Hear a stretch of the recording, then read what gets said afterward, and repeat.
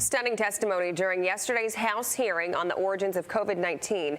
Former CDC Director Robert Redfield accusing Dr. Anthony Fauci of shutting down debate about the coronavirus lab leak theory. Listen. Science has debate, and they squashed any debate. We now know there was infections all the way back into September. This was a narrative that was decided that they were going to say this came from the wet market, and they were going to do everything they could to support it, to negate any discussion about the possibility that this came from a lab.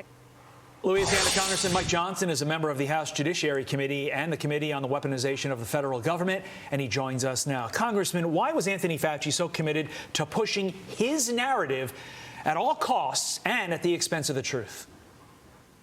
Well, because it was a much cleaner narrative, and it took the attention away from him. What Mr. Redfield also testified to yesterday is that, in his words, there is no doubt that some agencies of the federal government, like the NIH and USAID, were helping to fund gain-of-function research, which, of course, led to the creation of this.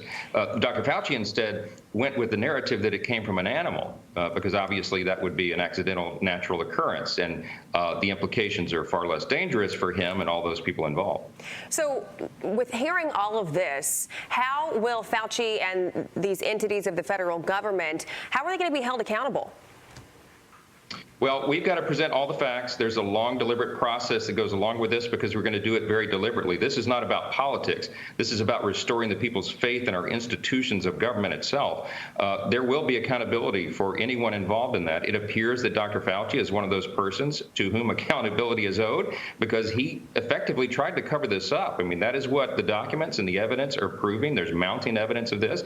He even commissioned scientific papers to try to advance his competing narrative, which he obviously knew was not true. I mean, that's the implication here. So we're going to lay that out. The American people will be able to make those decisions for themselves. And of course, we'll make our determinations here in Congress as well, proceed accordingly. The gain of function questions by Republicans elicited some fascinating answers. Take a listen. I think there's no doubt that NIH was funding gain-of-function research. Has gain-of-function created any life-saving vaccines or therapeutics to your knowledge? Not to my knowledge. Has gain-of-function stopped a pandemic, in your opinion? No, on the contrary, I think it probably caused the greatest pandemic our world has seen. I mean, Congressman, that's bad enough in and of itself. But if we now know gain-of-function is bad, why are Fauci and his acolytes still pushing it and using government funding to push it, not just in the United States, but still in China? It makes no sense. It makes no sense. It boggles the mind. I mean, members of Congress have been asking these questions for a few years now, trying to figure out why in the world would we be engaged in this. Our frustration with Dr. Fauci is based upon the frustration of, I think, so many millions of Americans people who are asking these same questions. The answers are difficult to determine. I'm not really sure, Todd, and that's part of the problem. That's why we're digging in and doing this, to try to ensure that this kind of madness doesn't happen again. I mean, this killed 1 million Americans. It is the greatest disruption of our lifetimes.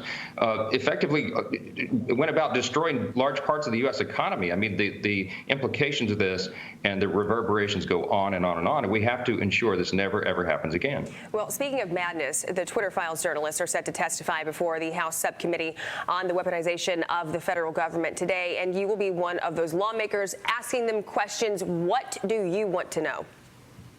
Well, listen, the Twitter Files detail what we have known intuitively that has been happening. It is a fact that the agencies of the federal government, including the FBI, used the social media platforms to censor and silence viewpoints that they disagreed with, that didn't go along with their narrative, that the political party in charge had different ideas than many of us that were on those social media platforms advancing a conservative viewpoint or narrative.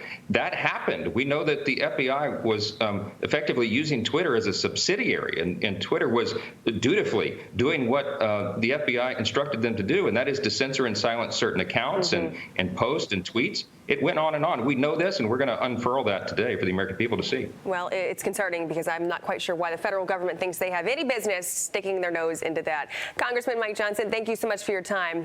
I'm Steve Doocy. I'm Brian Kilmeade. And I'm Ainsley Earhart. And click here to subscribe to the Fox News YouTube page to catch our hottest interviews and most compelling analysis.